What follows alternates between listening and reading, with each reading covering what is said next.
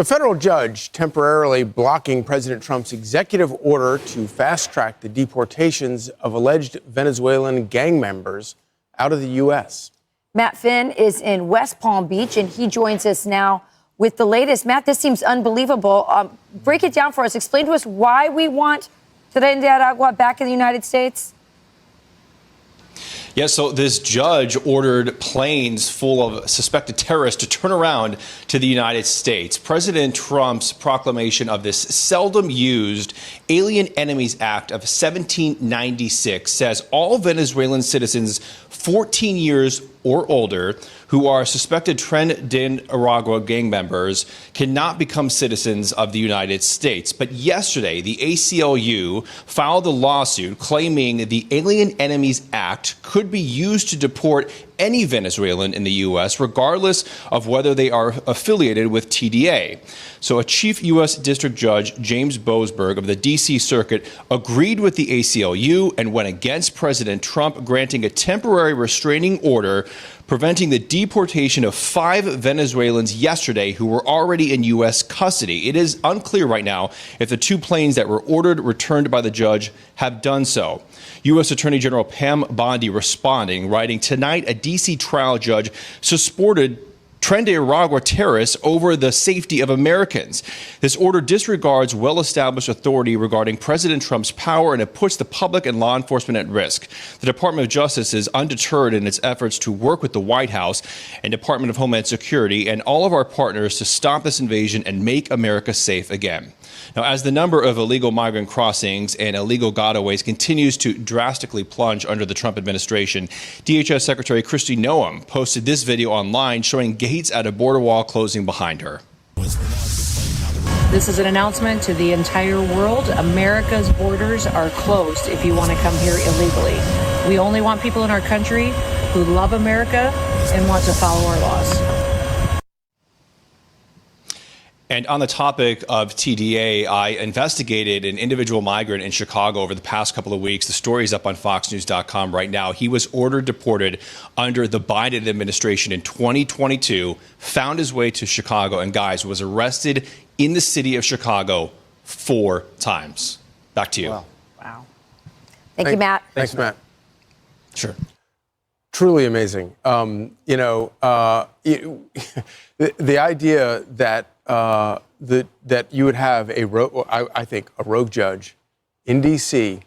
undermining the entire authority of the judicial branch by getting into a fight like this with the President of the United States, who absolutely has executive authority to do what he's doing, is, I think, you could see long-term damage done to undermining the judicial branch's authority. It's absolutely amazing. Imagine being a donor to the ACLU. Is this really what you want your money to go towards? To making sure that Tren de Aragua gang members... Now, listen, if he's saying, well, the judge is saying maybe this law can be used to deport any Venezuelan who's here illegally and we want them to go through some other process, that's fine. But it's very clear that the people who were on that plane were Tren de Aragua gang members. And he basically said, bring him back. Right. Bring him back to the States. That's crazy. If I understand Matt's report, is 5? Yeah. 5 people? You think they haven't properly vetted those 5 people to know they were already in custody? And the other thing, too, is if they bring them back, they're still in custody. It's not like they're going to set them free. And it's just, you're delaying the inevitable and costing us more money doing it to prove some point. I'm not sure. We talk about judicial activism and lawfare. Shouldn't the judge, the Supreme Court generally, no matter if it's conservative or liberal, usually takes the stance of we don't want to pick it up until we absolutely have to. Right. We don't want to make this decision on behalf of the American people and the Congress and the president they've elected unless we absolutely have to.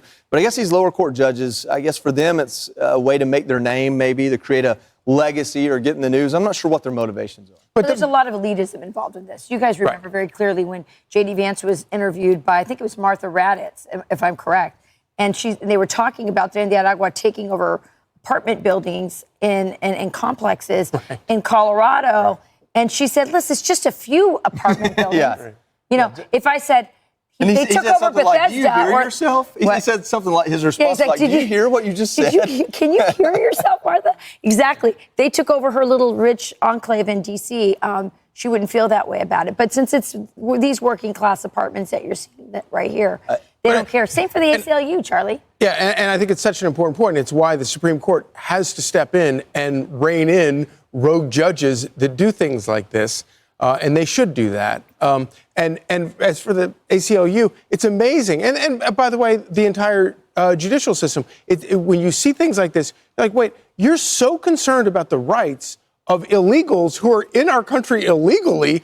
It seems like you care more about them than you do actual citizens who are like tax-paying legal citizens living in the country, even immigrants. Maybe the goal is to make them citizens and get their votes. I'm not sure what their goal is.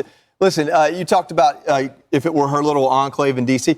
Georgetown even kicked me out of there for having a truck. Like they don't even let the metro there. Like you can't be poor and in Georgetown. Maybe if I were driving a Tesla, maybe they would have let me hang out for a while back then.